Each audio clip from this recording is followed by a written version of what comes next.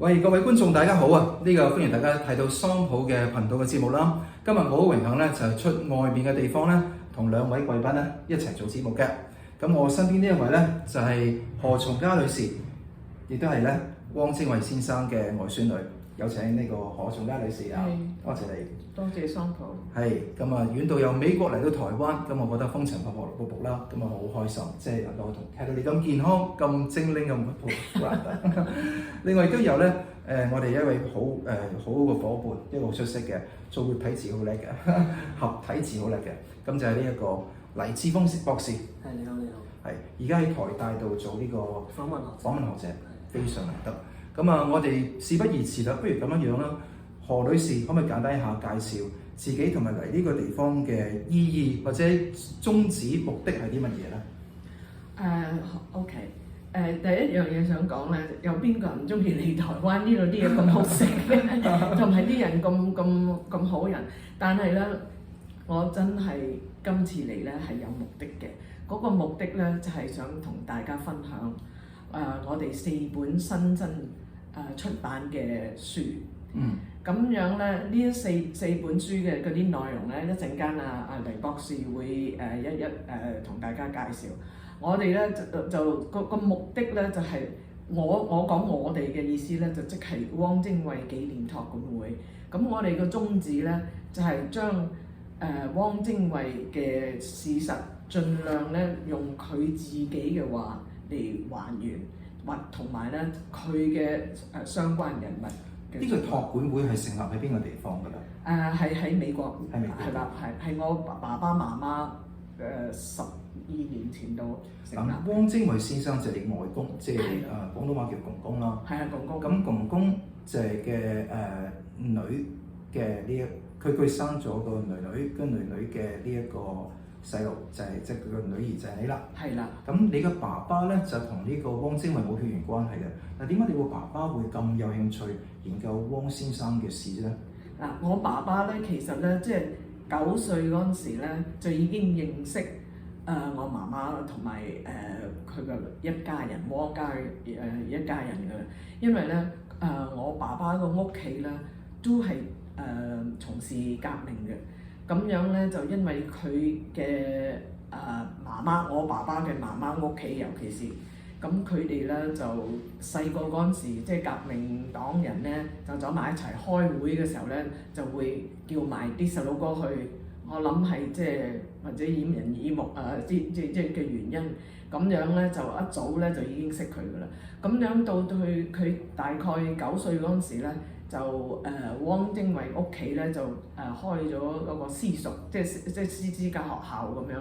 咁樣咧就侵埋我爸爸，就叫埋佢去讀。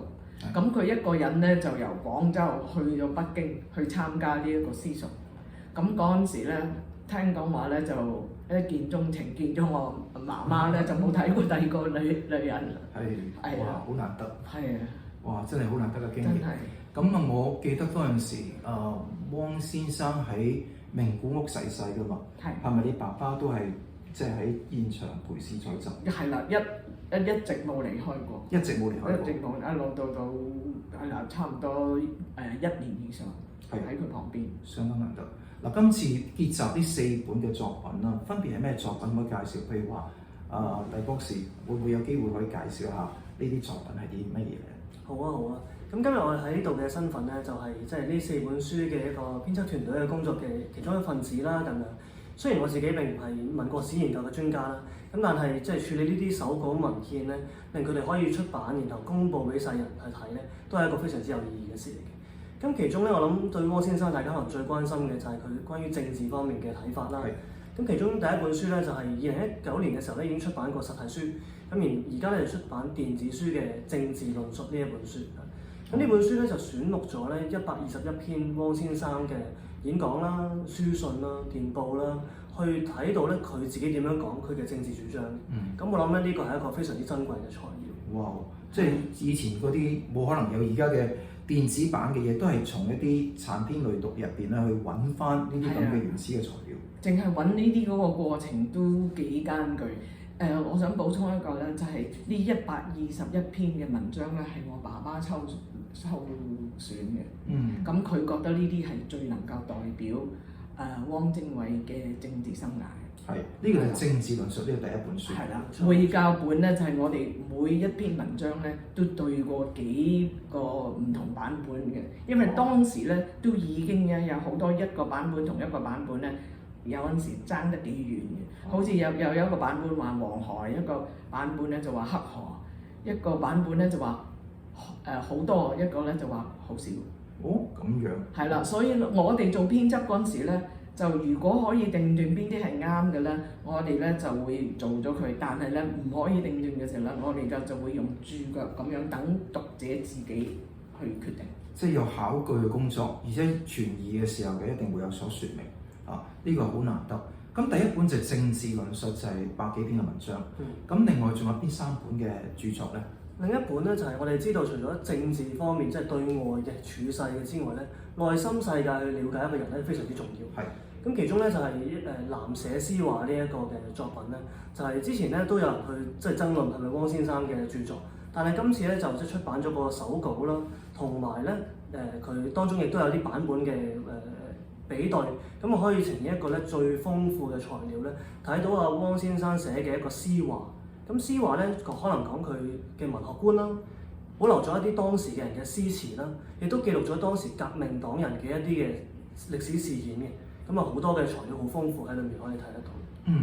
即係藍舍詩話，詩話就係詩嘅評論，即係評論。藍舍咧就喺革命黨嘅清末民初時期活躍喺呢一個即係中華大地上嘅革命黨。咁呢個革命黨啲人所寫嘅詩就叫嘅呢個組織或者呢啲咁嘅鬆散嘅一個團體就叫藍舍。咁呢個藍舍其實就喺汪先生亦都係佢活躍於政界嘅一段時間嘅。咁但係就係佢我記得1930年左右有呢個《中華日報》、《南華日報》，當時候咧都有刊載過呢啲藍舍詩話。係啦。咁好多人就考佢點解會喺呢啲報紙度刊登咧？咁我同何女士傾嘅結果，咁啊何女士可以説明下。嗰兩份報紙，你正話講嗰兩份報紙咧，都係汪精衛自己嘅機關報紙。咁樣咧，我想補充一句，點解啲人會即係話嗰個係咪汪精衛寫嘅咧？就係因為咧，佢係唔係用汪精衛全名嘅，佢個全名咧就係萬超。萬就係萬就係浪漫個萬冇3點水即係萬嚇。超就係日照就係嘅超展超個超咁就係日照就為超。咁呢個萬超嘅筆名，好多人就考佢好多樣嘢嘅。但可唔可以由何女士現身説法下真實係乜嘢咧？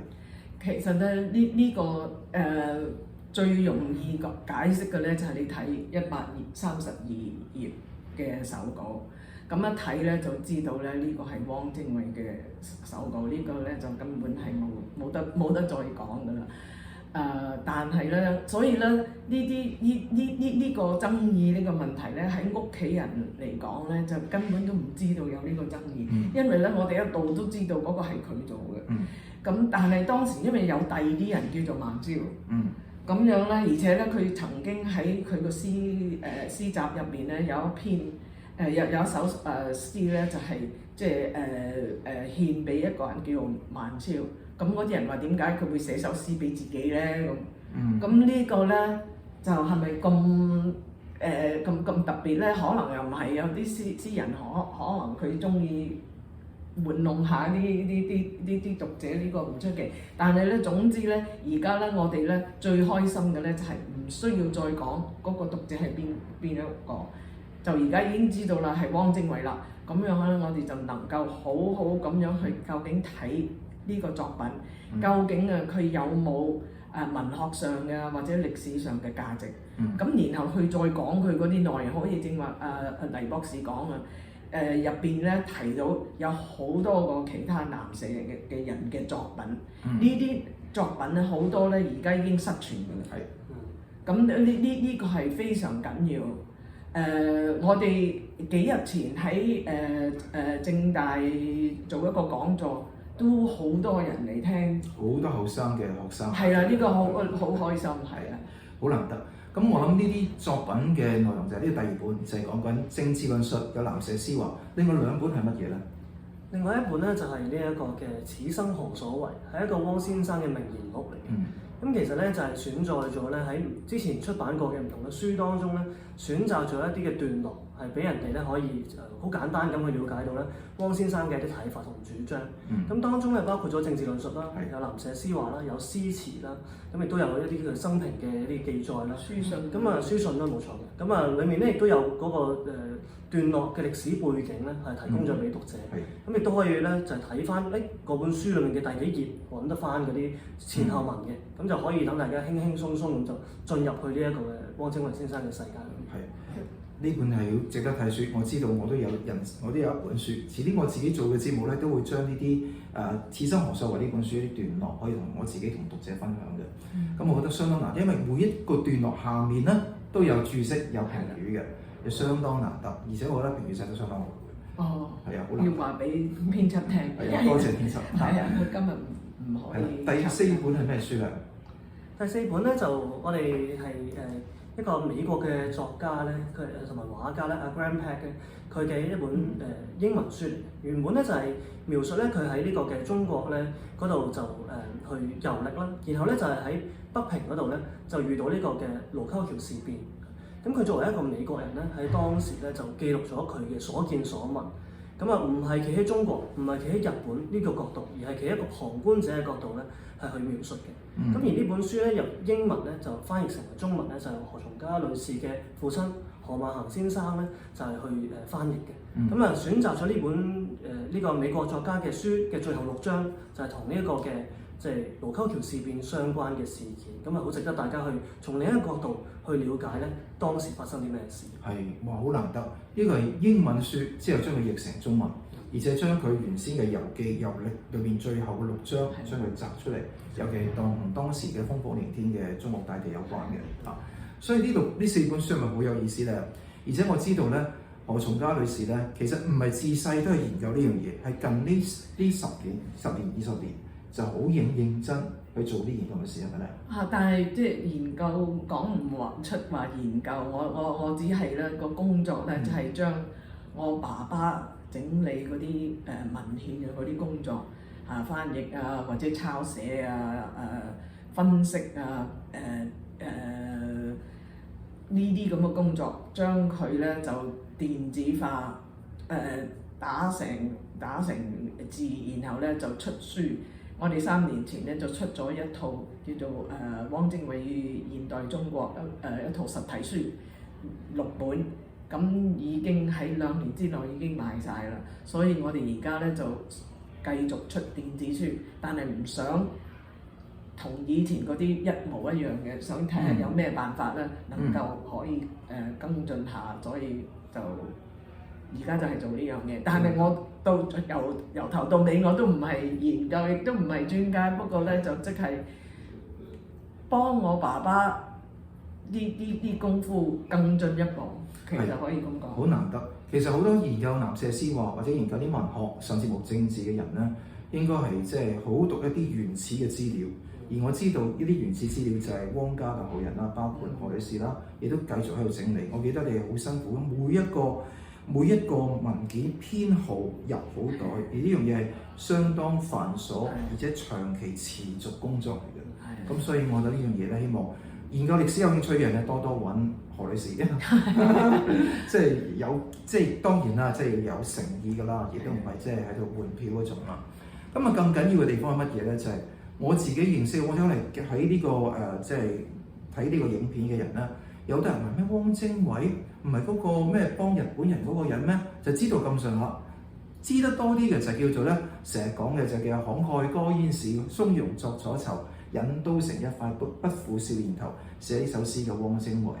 因為當時候嘅革命黨人加入呢個同盟會，咁跟住咧亦都係行刺攝政王，最撚尾當然係即係未行刺之前已經係事蹟俾人哋揭發，韞咗佢，得免於死。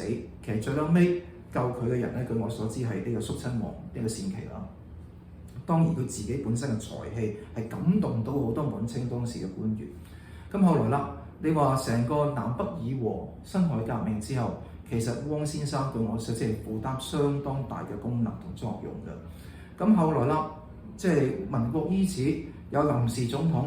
當時有一位叫章太炎先生，古文好叻㗎，即係文章嘅章，太公嘅太，係炎係即係兩個火嘅炎啊。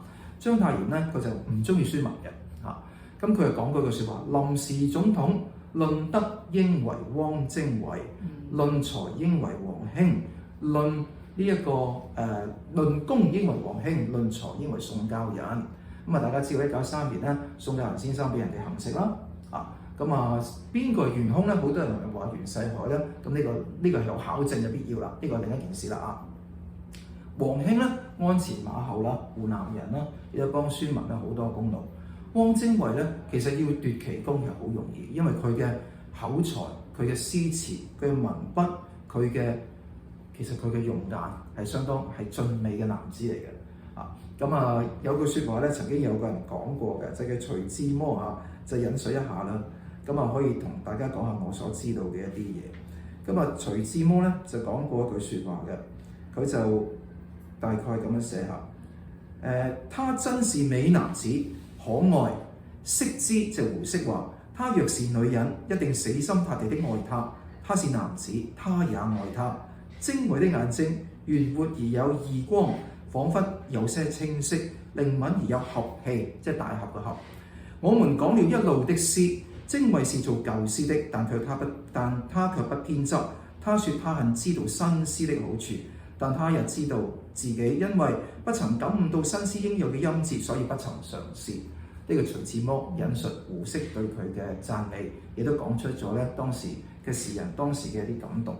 咁當然啦，汪先生寫詩，尤其古體詩寫得好好。好多人會話啦，民國時期如果古體詩如果數3個人，一定會有汪先生。咁啊，陣間我哋有機會咧，因為我哋唔係做一節，會分析呢啲咁嘅文學嘅一啲好嘅作品。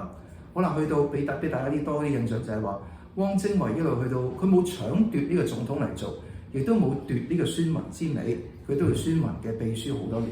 咁啊，國父遺囑啊，即係最後尾喺呢一個即係孫文喺北京當時嘅北洋政府段祺瑞嘅政府嘅時候病逝，亦都係咧汪精衛嘅手筆嚟㗎。咁啊，當時候咧蔣介石當然有一個話一山不能藏二虎嘅感覺啦，所謂嘅魚兩情結啦。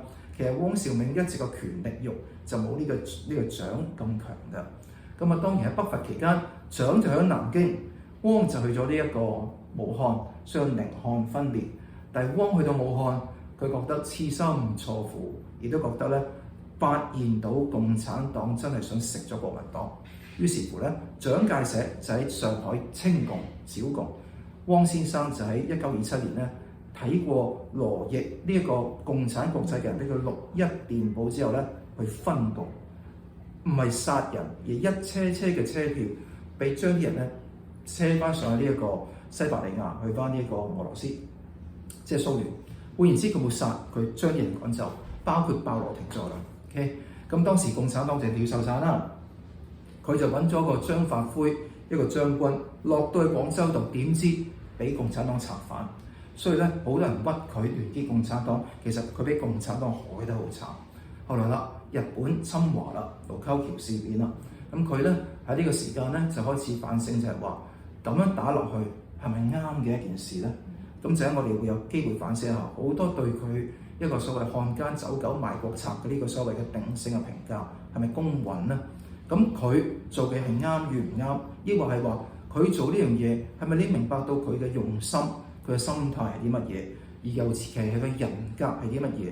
我哋需要仔細咁樣分析同推敲。所以我打咗個底，希望陣間我哋會有機會再傾到呢啲咁嘅事嘅。嗱，講到美男子啦，我就想問一個問題，就係話咧，你覺得外公係咪一個美男子啊？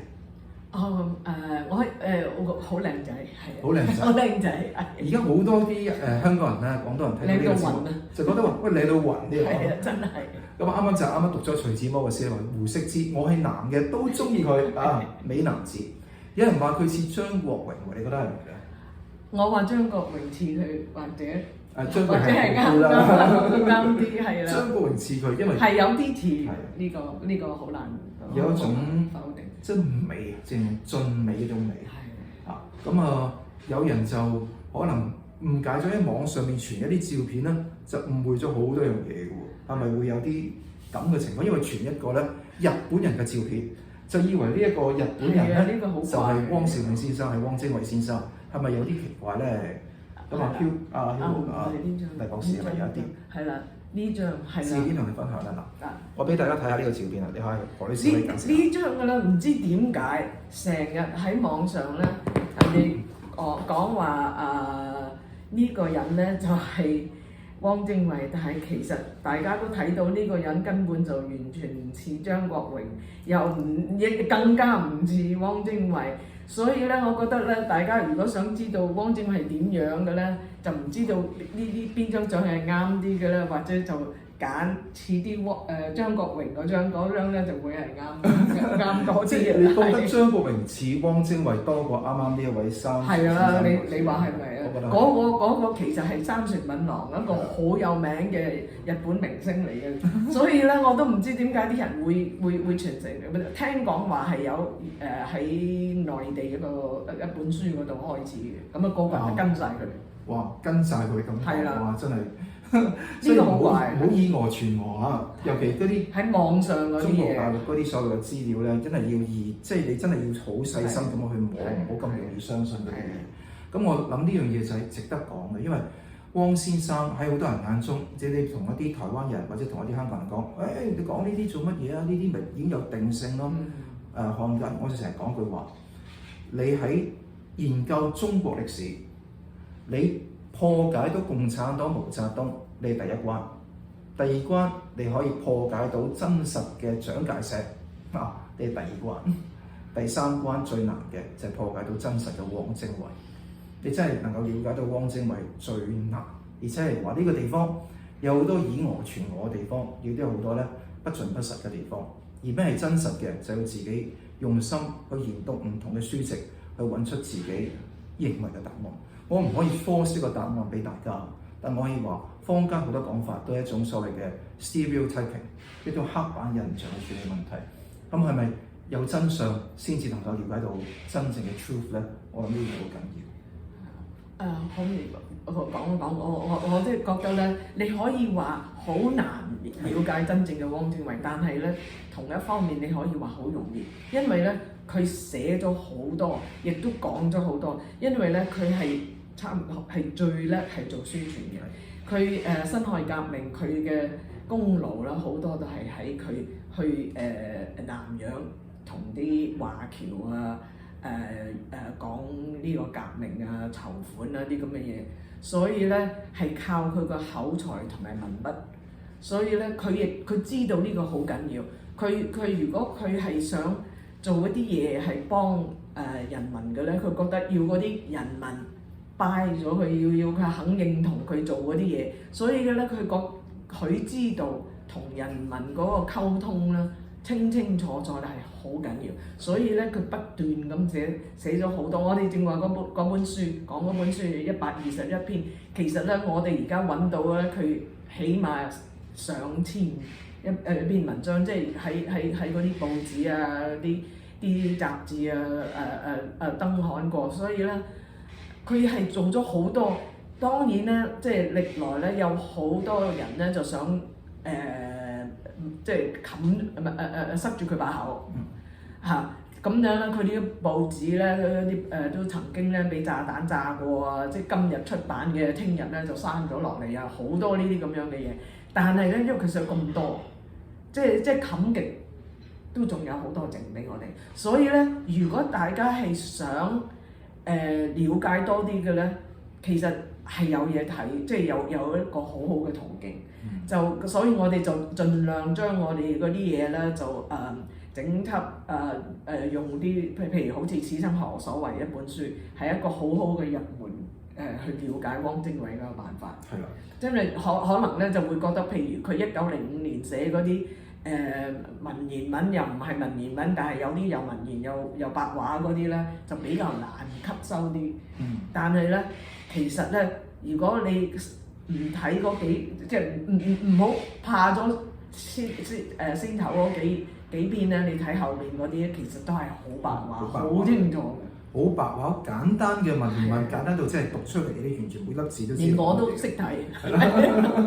好難得，即係我覺得喺研究汪精衛有幾個即係即係一個軸心啦，即係講佢人格方面。要了解呢個人，要了解佢人格啊。佢有好多際遇係好多 critical 嘅嘢，但係我啲人格好緊要。咁你睇佢係一個烈士，睇佢係一個詩人，同埋對政治人物呢三個角色，佢做得點樣咧？咁係咪即係我哋一味讚佢，定係一味彈佢咧？我哋係咪有啲嘢可以喺地方度反映到佢人格特質啊？呢個緊要。咁好多人嘅人格特質係邪惡嘅，咁我就有另外一個睇法。我自己可以先講，我就係覺得佢嘅人格特質係即係論。我啱啱講過張太炎講論德應為汪精衛，即係呢個係佢嘅德行又高，係有原因喺度嘅。咁原因係乜嘢咧？就喺我哋揾其他嘅環節，逐個古仔娓娓道來同大家分析。